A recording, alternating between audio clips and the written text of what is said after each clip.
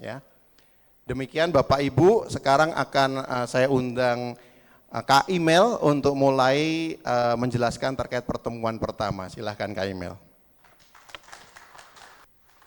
Baik, selamat malam Romo, selamat malam Bapak Ibu semua. Shalom.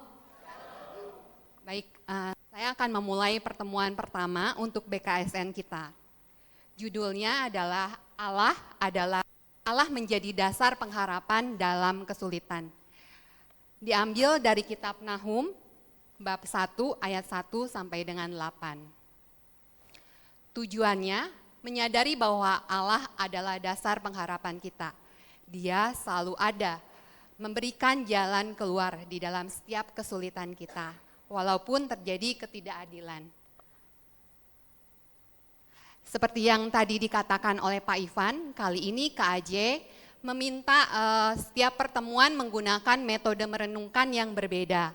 Untuk pertemuan pertama dan ketiga digunakan metode MDDT, menyamakan diri dengan tokoh. Di sini kita merefleksikan dengan menemukan kesamaan antara karakter pribadi kita dengan karakter tokoh yang ada di dalam ayat tersebut. Untuk pertemuan satu, tokoh yang diambil adalah Allah. Mari kita mulai.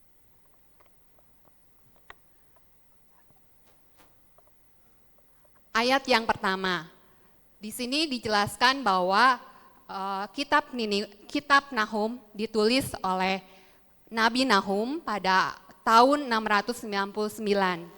Saat itu bangsa Israel sedang ditindas oleh bangsa Asyur.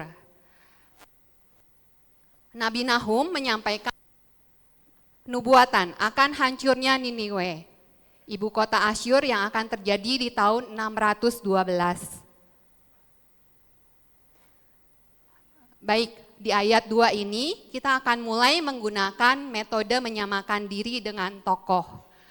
Karakter yang diambil adalah Allah yang cemburu. Jika pasangan saya, suami saya yang sudah mengikatkan diri dalam pernikahan, perjanjian pernikahan, menduakan saya, maka saya cemburu. Saya berhak untuk cemburu. Benar kan Bapak Ibu? Ini suaminya. Oke. Demikian juga Allah.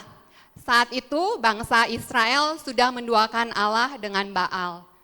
Jadi kesetiaan dan ketaatan umat Israel merupakan hal yang penting buat Allah.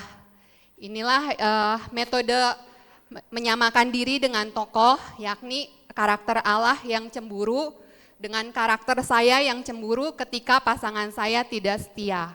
Bangsa Israel yang tidak setia menyebabkan Allah cemburu. Kita lanjut ke ayat ketiga sampai ke 6. Tuhan itu besar kuasanya. Mungkin untuk bagian ini kita semua sudah sangat tahu ya. Langit, bumi dan segala isinya adalah miliknya.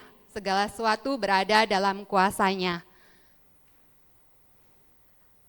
Di ayat ketiga ini juga saya menekankan tentang Tuhan itu panjang sabar dan besar kuasa, tetapi Ia tidak sekali-kali membebaskan dari hukuman orang yang bersalah. Walaupun bangsa Israel sudah menduakan Allah, Tuhan tidak membiarkan ketidakadilan dan penindasan berlangsung selamanya. Ada tangan Tuhan yang kuat di balik jatuhnya Niniwe. Kita masuk ke bagian terakhir, ayat 7 dan ayat 8. Ayat 7 adalah ayat emas untuk seluruh pertemuan yang seperti tadi ditampilkan. Kembali saya menggunakan metode menyamakan diri dengan tokoh MDDT. Tuhan itu baik, tempat perlindungan pada waktu kesusahan. Saya teringat suatu peristiwa ketika dulu saya memulai bisnis, lalu saya ditipu orang. Namun bisnis tersebut saya dapatkan modalnya dari meminjam. Sehingga saya kesulitan untuk membayar pinjaman. Kemudian ketika ayah saya tahu, dia langsung menelpon saya, Mel, pakai uang papa untuk bayar cicilannya. Di sini saya menyamakan karakter Allah dengan karakter papa saya yang langsung bersedia untuk menolong. Tuhan Allah saya, maaf, Bapak saya yang terbatas segala sesuatunya langsung mau untuk menolong. Pasti Tuhan kita juga sanggup dan mau untuk lebih menolong kita. Tuhan itu baik, tempat perlindungan pada waktu kesusahan. Jadi di sini saya menyamakan karakter papa saya dengan karakter Allah yang baik. Dari pertemuan pertama ini kita diajar untuk mengenal karakter Allah.